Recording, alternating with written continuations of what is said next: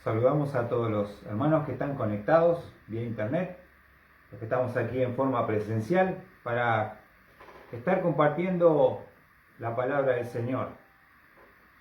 Y quedamos el domingo pasado, recordarán ustedes cuando estuvimos estudiando la vida del rey Ezequías, cómo él le pudo pedir a Dios en el momento que fue disciplinado mediante la enfermedad por su orgullo. Y se acuerdan que Dios le concedió 15 años más de vida y que el imperio de Asiria no lo iba a conquistar ni a molestar mientras él estuviera como rey. Y justamente el propósito, uno de los propósitos de la disciplina, ¿cuál es? Es corregir nuestra conducta. Es para vuestra corrección que sufrís, nos dice Hebreos 12:7. Y hemos contemplado el ejemplo del rey Ezequías. Y vimos que él, después de esa experiencia de disciplina y restauración, él va a componer, por decirlo de una forma, un hermoso salmo que brota de su corazón. Y hemos visto, recuerden, el pleno entendimiento de Ezequías de la disciplina divina. En esa porción vamos a abrir en Isaías 38. Vemos que él estaba completamente consciente que iba a morir. Él habla y dice: a la mitad de mis días he de entrar por las puertas del Seol. Se me priva del resto de mis años. No veré al Señor, no veré hombre alguno. Estaba condenado por la disciplina, por la enfermedad, a la muerte. Y él comparte también, vimos cómo él describe, ¿se acuerdan?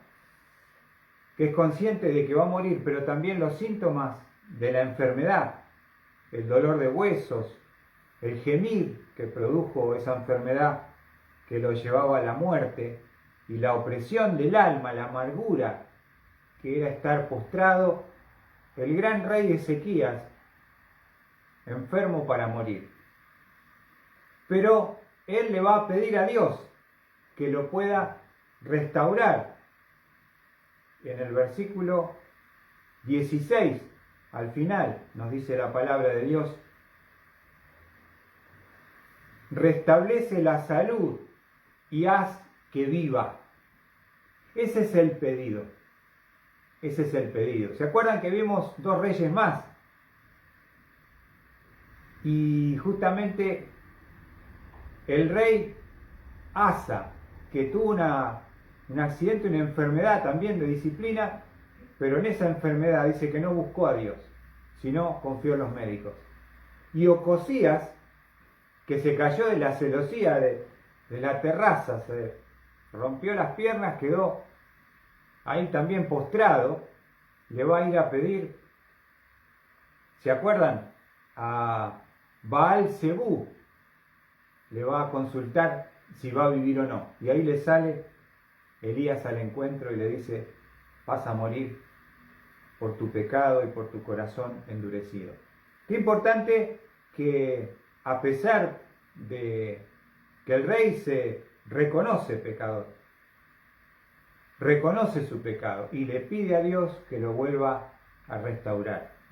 Ahora, quiero terminar simplemente con esta porción de los versículos Isaías 38, versículo 18 al 20. Vamos a ver las palabras de alabanza y gratitud del rey Ezequías. Imagínense ustedes que están condenados a muerte, que no hay nada que se pueda hacer, pero el quebrantamiento y las lágrimas de Ezequías y la oración tocan el corazón de Dios, y Dios le da una respuesta y una promesa maravillosa. y esos 15 años de vida que le iba a regalar. Y fíjense lo que él dice, cómo lo expresa. Dice el versículo 18. Pues el Seol no te expresa gratitud. El Seol es el lugar de los muertos. Ni la muerte te alaba. Los que descienden a la fosa no pueden esperar tu fidelidad.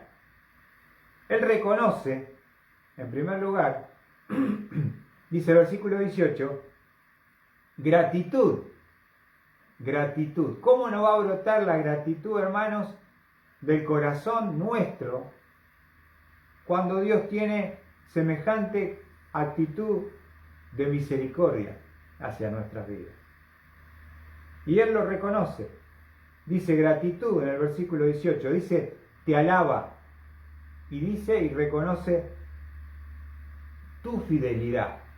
Como cantamos en el coro, tu fidelidad es grande. Tu fidelidad incomparable es. Nadie como tú, bendito Dios, grande es tu fidelidad. Y Él está alabando, adorando el nombre del Señor, después de esa respuesta tan contundente.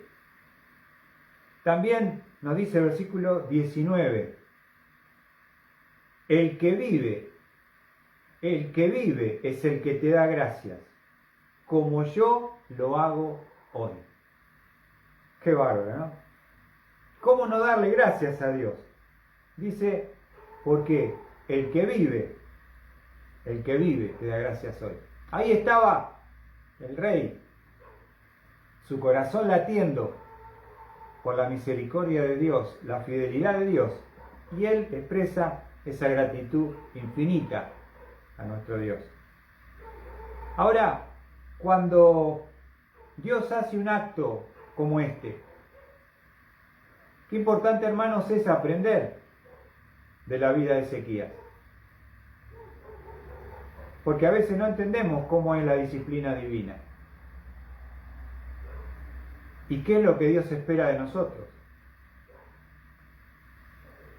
Un cambio de conducta, un cambio de actitud, un cambio de corazón. Y somos duros de corazón como seres humanos. Por eso Dios tiene que utilizar muchas veces la disciplina, que de acuerdo a la gravedad, a la actitud y lo que pueda afectar, puede llegar esa disciplina hasta la misma muerte física. Y eso es algo serio, ¿no? Porque por eso lo estamos contemplando al rey Ezequías.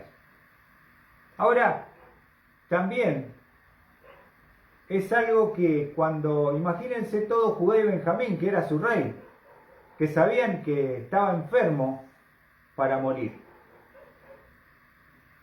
Y cuando Dios restaura una vida de la disciplina, es un testimonio para los hijos de Judá, los hijos de Benjamín. Observe lo que dice el versículo 19. Después de esta experiencia que el rey pasa, el padre cuenta a sus hijos tu fidelidad. ¿Ven? Es un testimonio para contar. Es una gratitud a expresar a Dios, pero también un testimonio para los hijos. Fíjense lo que dice el Salmo 118.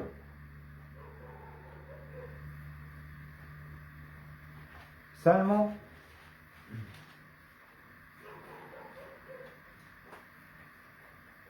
118.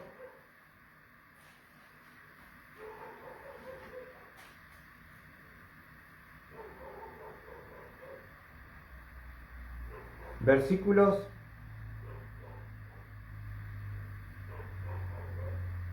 ¿lo tienen allí? Salmo 118, versículos 17 al 21. Observen lo que dice el salmista.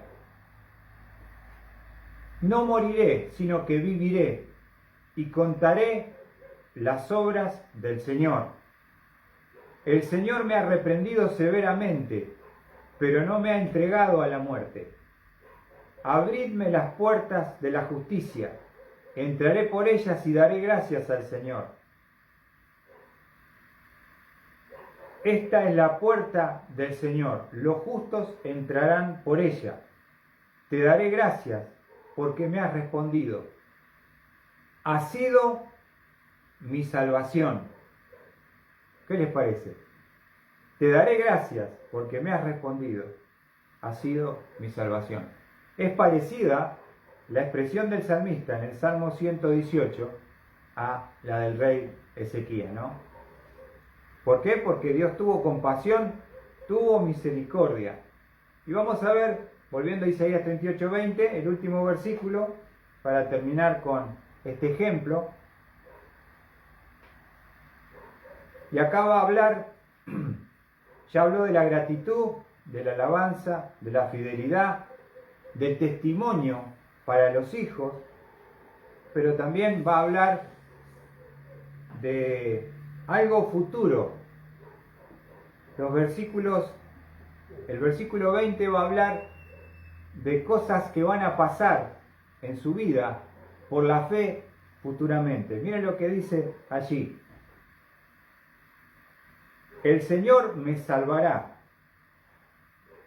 Primero, él ya sabe, lo cree y lo acepta. El Señor me salvará. Segundo, tocaremos mis canciones en instrumentos de cuerda todos los días de nuestra vida en la casa del Señor. Miren qué maravilloso, ¿no? Tocaremos mis canciones en instrumentos de cuerda todos los días de nuestra vida. ¿Dónde? En la casa del Señor. En esa casa del Señor que él no podía subir y que el Señor le prometió que al tercer día iba a subir. Ahora, hermanos, si Dios responde, estás condenado a muerte, Dios te perdona, ve tus lágrimas, mira tu corazón y te da semejante respuesta, ¿cómo no terminar de esta forma dándole gracias, dándole gloria, alabándole, reconociendo su fidelidad? ¿Y cómo no estar en la casa, en el templo? Observe lo que dice, todos los días de nuestra vida en la casa del Señor. Iban a estar, ¿qué? Tocando mis canciones con instrumentos de cuerda. Y ese es un corazón que está agradecido al Señor. Un corazón que quiere estar delante de su presencia. Porque Él reconoce que si no fuera por la intervención divina, Ezequías, el rey, iba a morir. Ahora vamos a volver a Hebreos, nuevamente.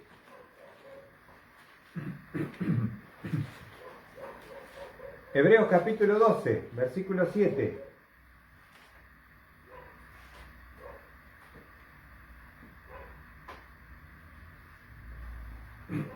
Hebreos 12, versículo 7.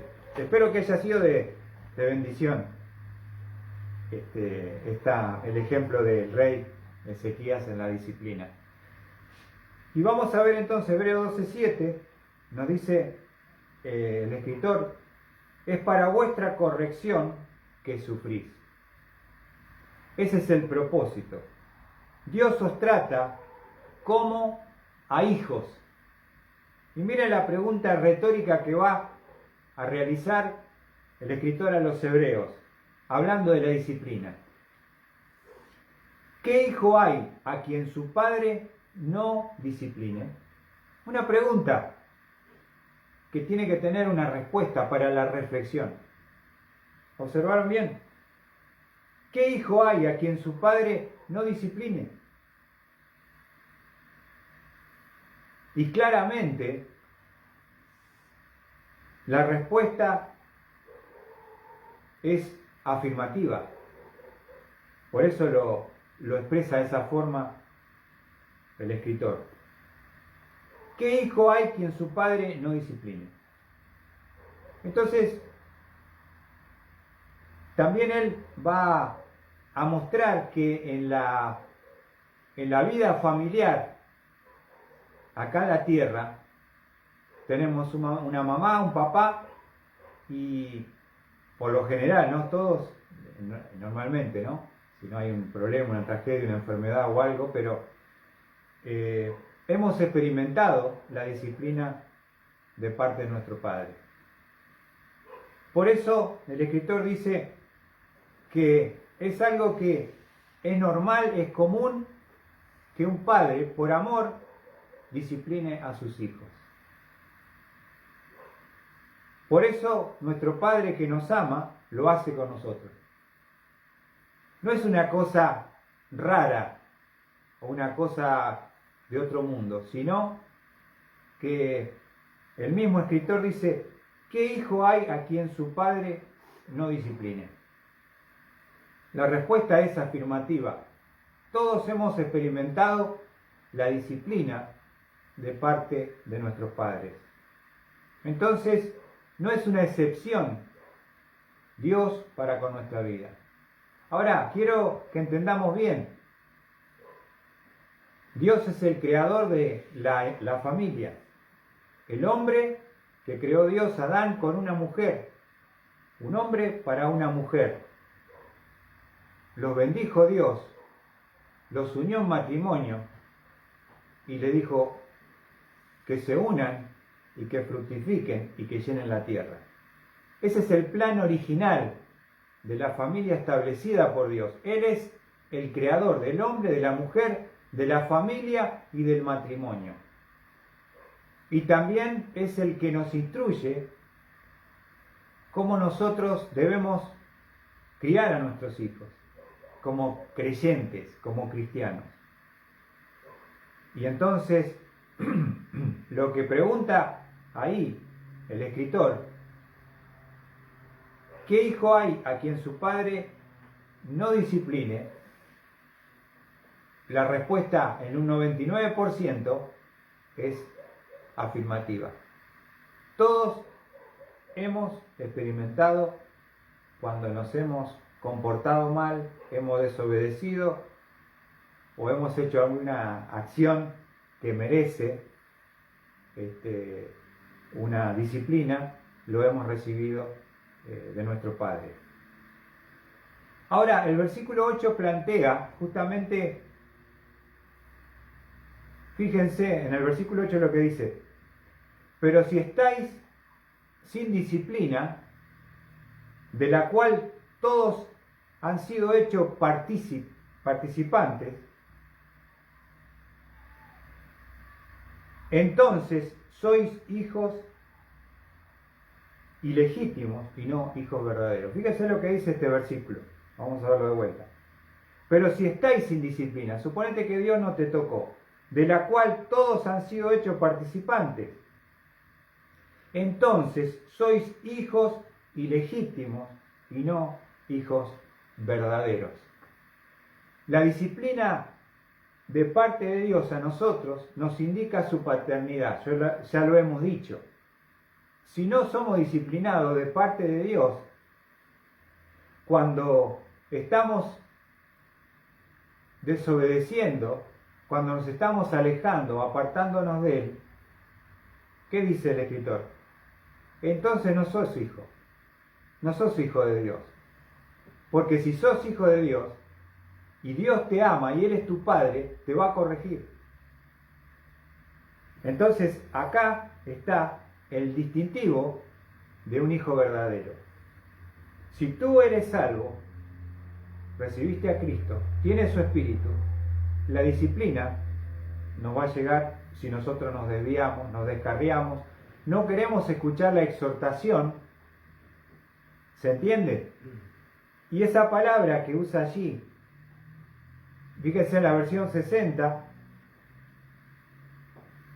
dice una palabra fuerte, que es la palabra para ilegítimo, que se traduce en la versión de las Américas, es si tú no practicas Dios la disciplina en tu vida, eres un bastardo. ¿Y qué es un bastardo? Esa palabra suena fuerte, ¿no? ¿O no? La palabra bastardo significa un hijo ilegítimo, nacido fuera del matrimonio. Eso es un bastardo. Alguien ilegítimo que está fuera del matrimonio. Entonces, Dios dice, si estáis sin disciplina, si Dios no te disciplinó y estás mereciendo la disciplina porque te estás desviando, estás no obedeciendo los mandamientos, siguiendo el camino del Señor, entonces no eres su hijo, eres un hijo ilegítimo, un bastardo.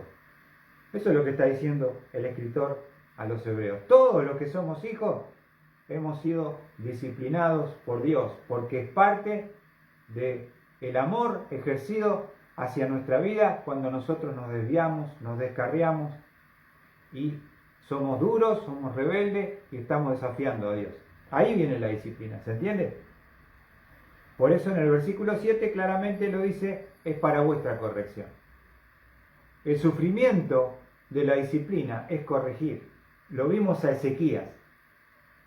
Él se desvió, no respondió, se enorgulleció, Dios lo disciplinó como su hijo, le mandó una enfermedad de muerte, él se arrepiente, se quebranta y Dios lo restaura, lo perdona y le regala 15 años más de vida.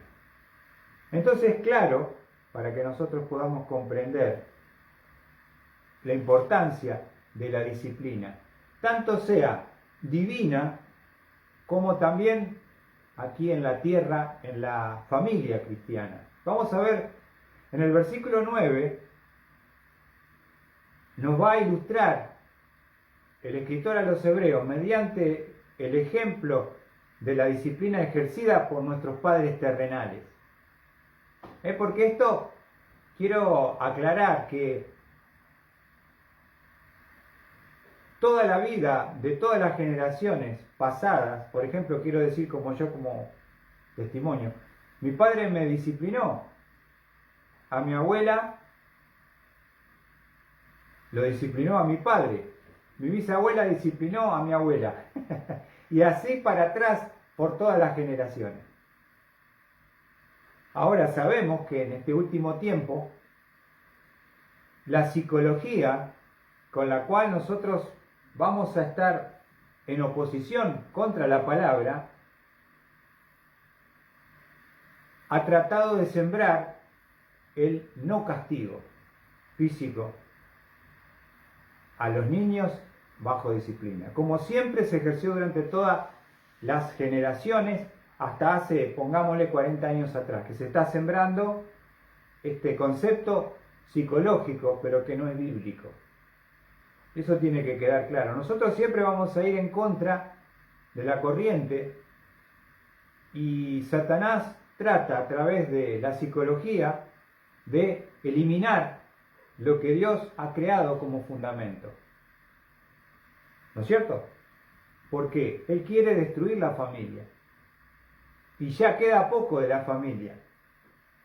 Ya en cuanto a la pareja, al homosexualismo, quitar la disciplina, que el Estado vaya adoctrinando y enseñándoles la sexualidad a nuestros hijos de acuerdo al concepto que ellos consideran correcto.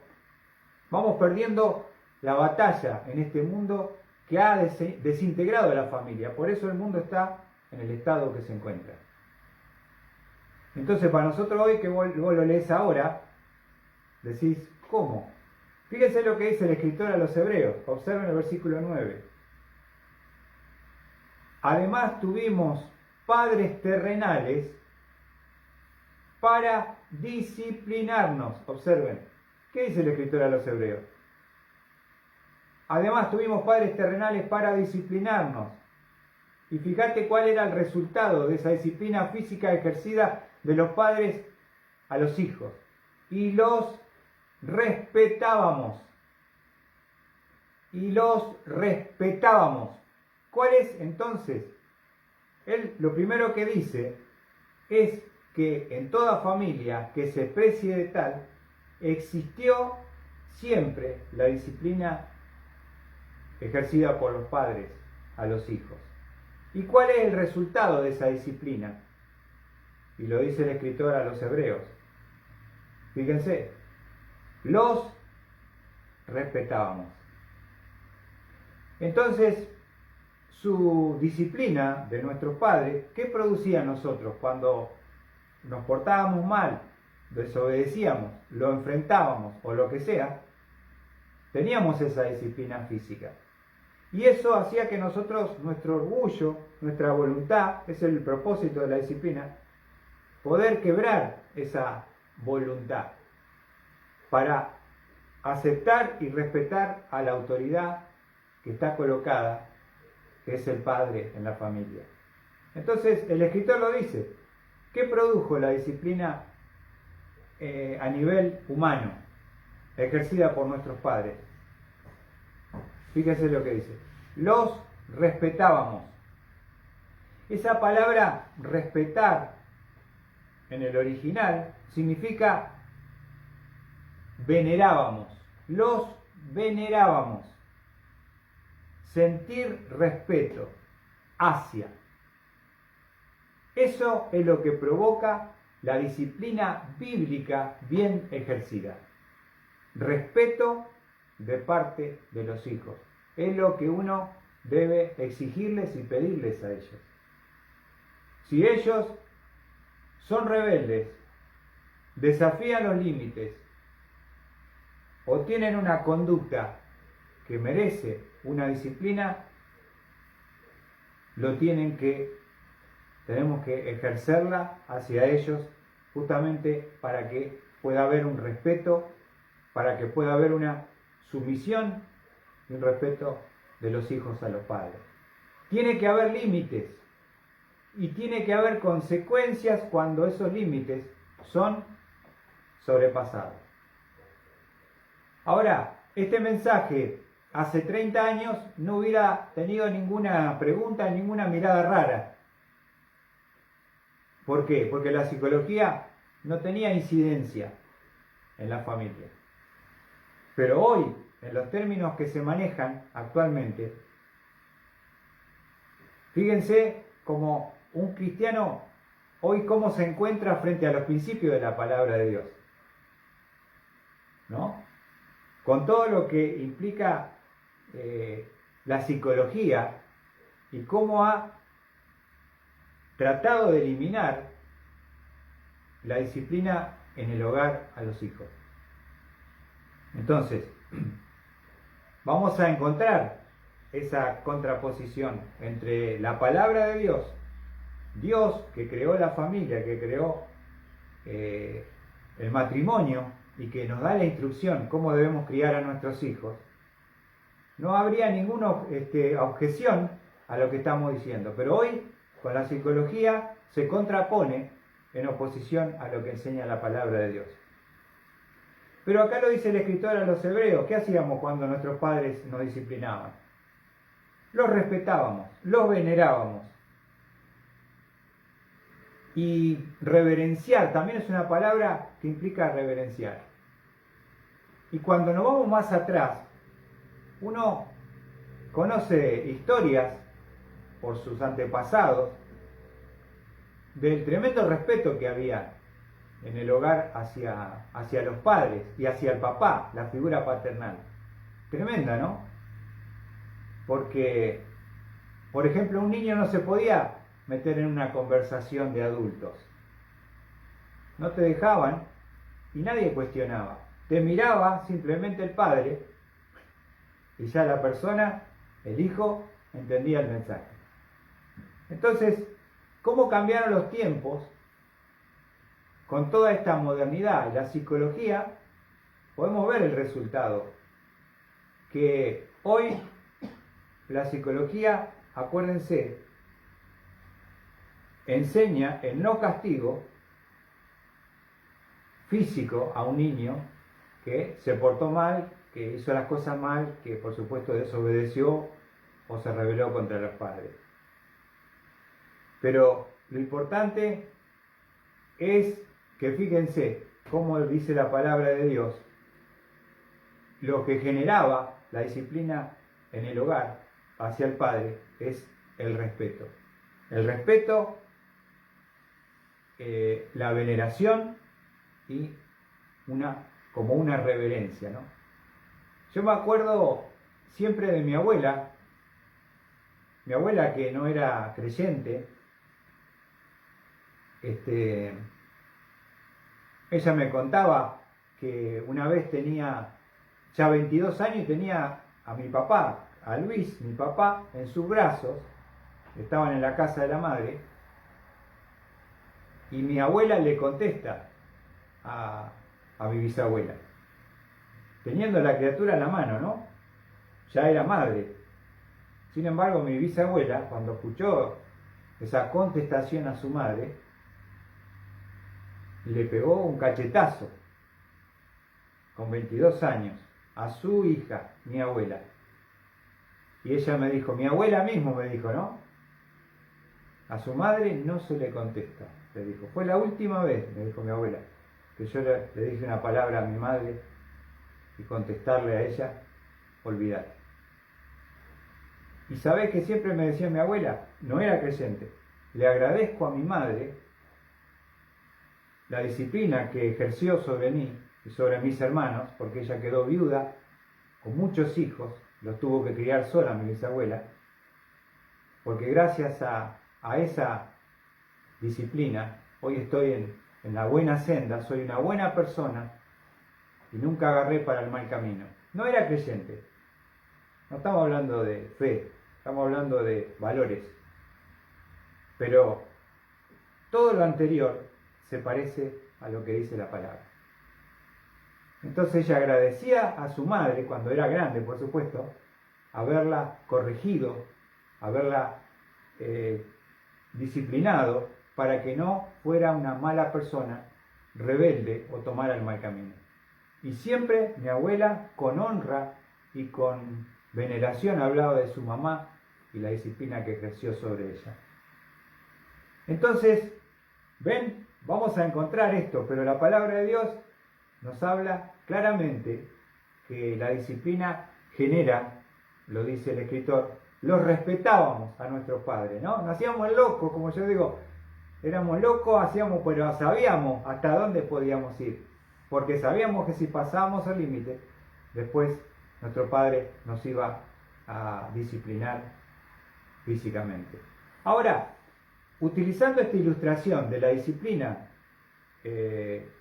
ejercida por nuestros padres terrenales, observen el 9, además tuvimos padres terrenales para disciplinarnos y los respetábamos.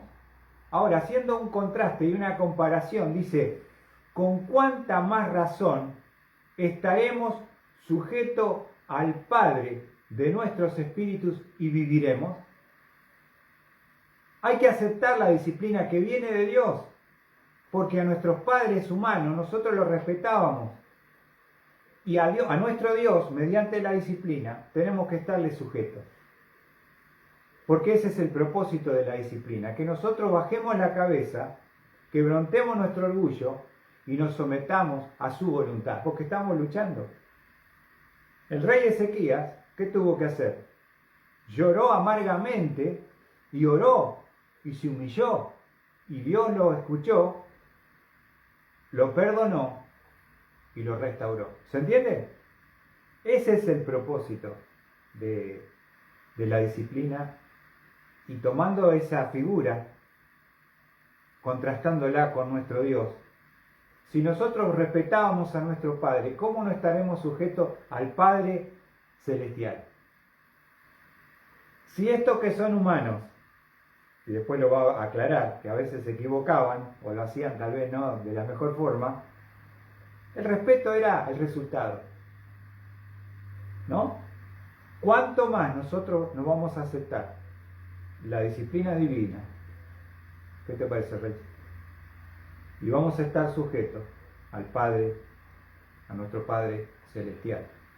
Ahora, vamos a ver una comparación también en el versículo 10. Observen allí. Nos dice, porque ellos nos disciplinaban, está hablando del Padre terrenal, porque ellos nos disciplinaban por pocos días, como les parecía. Entonces va a usar esa comparación entre la disciplina ejercida en el hogar con la disciplina ejercida por Dios. ¿Cómo era la disciplina ejercida en el hogar? En primer lugar, era por pocos días. Obviamente la disciplina no es para siempre y hay una edad para la disciplina de los niños hasta una cierta edad. Entonces, esa es una diferencia. Por pocos días, pero después dice otra diferencia. ¿Cómo nos disciplinaban nuestros padres? ¿Cómo les parecía? Esto nos habla de que, por supuesto, cada uno lo hizo de la mejor manera que creyó hacerlo por un buen propósito. Pero pueden nuestros padres haberse equivocado, cometido errores. ¿Por qué? Porque también son seres que se equivocan, son pecadores. En comparación con Dios, que Él es perfecto, que es nuestro Padre perfecto, que Él no se equivoca, que Él no es injusto, haciendo esa comparación. Entonces, ¿cómo nos disciplinaban nuestros padres? ¿Cómo les parecía? Fíjense, quiero mostrarles simplemente unos pasajes que nos hablan, porque cuando el escritor a los hebreos está compartiendo esta carta, le habla a judíos, hebreos convertidos a Cristo. Entonces ellos tenían una base del Antiguo Testamento para criar a sus hijos, ¿se entiende? Y vamos a ver algunos pasajes sobre la disciplina en el hogar, en Proverbios. Vamos a ver algunos textos.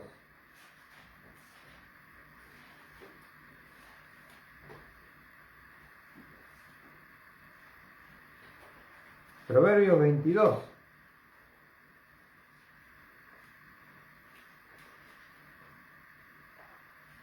Para que entendamos cuál es el propósito de la disciplina ejercida y enseñada de parte de Dios para la familia y también por extensión en la espiritualidad como hijos de Dios para nosotros en la vida cristiana. Miren lo que dice Proverbios 22:15. La necedad está ligada al corazón del niño. La vara de la disciplina la alejará de él. ¿Ven? Podemos decir que un niño ya nace necio. ¿Por qué? Porque viene con esa naturaleza pecaminosa, adámica, de rebelión. Lo malo a un niño no se le enseña, lo trae por naturaleza. Lo bueno hay que enseñarle, lo malo lo trae. Entonces, sabio se hace, necio se nace. Fíjense, ¿no? Sabio se hace. ¿Y por qué dice acá? La necedad está ligada al corazón del niño. Está pegada. ¿Cómo se puede separar la necedad del niño? Con la vara. La disciplina la va a separar. ¿Para qué? Para que sea un niño no necio, sino un niño sabio, diferente, distinto. Vamos a otro pasaje también allí, en Proverbios 23, versículo 12.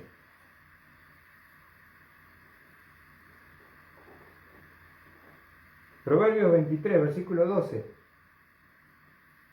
Aplica tu corazón a la instrucción y tus oídos a las palabras del conocimiento. Eso es la mejor forma, ¿no? Que vos le decías a tu hijo, mirá, andá para allá, hace esto, acomodá tus juguetes, arreglá tu pieza, haceme el mandado, ¿no? Hiciste la tarea, estás luchando ahí siempre con ellos, ¿no? Pero si no se escucha la primera parte, la instrucción y el conocimiento, mira lo que dice el versículo 13, no escatimes la disciplina del niño, aunque lo castigues con vara, no morirá. no escatimes la disciplina al niño. Si lo castigas con vara, no morirá. Porque por supuesto la idea es quebrantar su voluntad, que él pueda entender y obedecer, respetar a sus padres, y de esa manera, fíjense que no habla de una vara, de un elemento, no está hablando de la mano, de hacerlo con la mano, no hacerlo con la misma mano que uno acaricia o abraza a un hijo, ejercer la disciplina, sino mediante un elemento que era una varita. Entonces ve la vara y ya sabe que viene, o cómo viene el tema, ¿no? Ya de pequeño uno lo practica y el niño ya entiende. Y después que uno lo aplica, después los chicos entienden la verdad y responden, y no es necesario, por supuesto, muchas veces hacerlo, pero siempre está ahí ese elemento. Pero ¿qué dice el proverbio? No escatimes la disciplina del niño, aunque lo castigues con vara, no va a morir, porque la idea no es, por supuesto, dañarlo, o no estamos hablando de maltrato infantil, sino estamos hablando de un castigo correctivo para que él pueda quebrantar su voluntad y respetar y obedecer lo que se le pide. Versículo 14, lo castigarás con vara, mirá lo que dice, y librarás su alma del Seol. Si no lo cambiás de pequeño, no lo corregís y sigue siendo duro, porfiado y necio, ¿dónde terminará ese niño sin disciplina? En el lugar de los muertos. Porque él va a creer que la vida y el mundo es como su hogar. Y él puede pasar los límites, desafiar a cualquiera, no tenerle miedo a nada, ni respeto, y termina, lamentablemente, en un cementerio. Y por eso mi abuela siempre decía, le doy gracias a mi madre por lo que hizo, porque soy una buena persona, honesta, trabajadora. Me corrigió y crió a sus hijos sola, como pudo. Pero siempre me acuerdo de esas palabras, agradeciendo esa disciplina. ¿Por qué? Porque entendió el resultado. No era lindo en el momento, a nadie le gusta la disciplina, pero sí el resultado. Entonces lo castigarás con vara y librarás su alma del Seol. Y uno más, Proverbios 29, versículo 15. Proverbio 29, 15 dice, la vara y la reprensión dan sabiduría, pero el niño consentido avergüenza a su madre. Escuchá lo que da la vara, la disciplina física, sabiduría. La vara aleja la necedad del niño y la vara y la reprensión le van a dar sabiduría. Va a ser un chico respetuoso, obediente, sano, que va a respetar desde el hogar, la escuela, trabajo o en la calle donde se maneje, con estos valores lo va a hacer. Pero fíjate lo que dice, el niño ¿qué es un niño consentido? Que hace lo que quiere, sin límites, que se lo deja hacer lo que le viene a la gana. El niño consentido avergüenza a su madre. Muchas madres me han dicho, yo no puedo salir con este, porque me hace pasar vergüenza en público. Así que prefiero quedarme acá antes de amargarme. Y no podés controlar un niño. No podés llevarlo por el camino correcto. No se le pone límites, ¿no? Es tremendo, ¿no? Y entonces hemos compartido un poquito de lo que era la instrucción, volviendo a Hebreos para ir finalizando.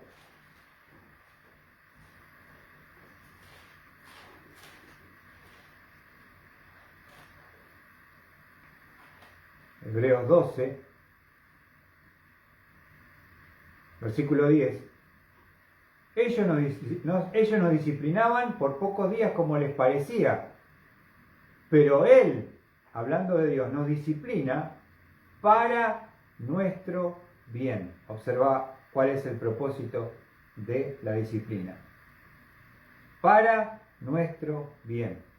La disciplina divina es beneficiosa, es lo mejor para nosotros, es útil. Eso es todo lo que significa esa palabra. Les parecía, pero Él nos disciplina para nuestro bien. Ese es el propósito de la disciplina, nuestro bien. Y dice al final, para que participemos de su santidad. Y acá hay otro propósito con la disciplina divina, que participemos ¿de qué? De su santidad. Que nos parezcamos a nuestro Padre Dios. Nosotros tenemos una doble naturaleza, la pecaminosa, adámica, que vive en nosotros, mora y combate en nuestros miembros. Y Dios quiere que nosotros sigamos el camino de Él, el camino de la santidad. Y justamente el propósito, otro de los propósitos de la disciplina, es que podemos participar de esa santidad. ¿Se entiende? Sed santos, dijo el Señor, como yo soy santo. Ahora, yo no quiero ser santo por mi naturaleza rebelde, pecaminosa. Pero justamente una de las maneras como Dios tiene para llevarme a ese camino de santidad y participar es la disciplina. ¿Se entiende? Entonces, ¿para qué nos disciplina Dios? Para nuestro bien. ¿Para qué nos disciplina Dios? Para que participemos de su santidad. Entonces, que podamos parecernos al Padre, nuestro Padre Dios. No es algo que nosotros nos nace. Estamos luchando con la carne, con el mundo, con el diablo, con nuestro propio orgullo de lo que Él quiere, de lo que yo quiero hacer. Y ahí estamos. El Señor me habla, me instruye, me da conocimientos, pero si no respondo, si me rebelo, si le doy la espalda, si lo desafío, ¿qué va a hacer Dios? Como Padre Celestial nos va a disciplinar. ¿Para qué? Para nuestro bien y para que participemos de su santidad. Es así como nuestro Dios se maneja con nosotros. Lo ha ilustrado con la experiencia que nosotros ya hemos vivido como hijos en la familia que nos tocó. Creo que la mayoría, si tenemos una edad parecida, no hay ninguno prácticamente que no haya sufrido la disciplina. Mediante una chancleta, mediante una vara, un cinto, y cada padre lo hizo porque no quería que nosotros seamos rebeldes, desobedientes o con mala junta, malas acciones y malas actitudes. A pesar de que no eran tal vez creyentes, no eran perfectos, pero nosotros mediante la disciplina los respetábamos. ¿Cuánto más vamos a someternos y sujetarnos al Padre de las luces, al Padre Dios, como dice la palabra? Que podamos entender, hermanos, y comprender el propósito de la disciplina en esta noche. Que Dios les bendiga.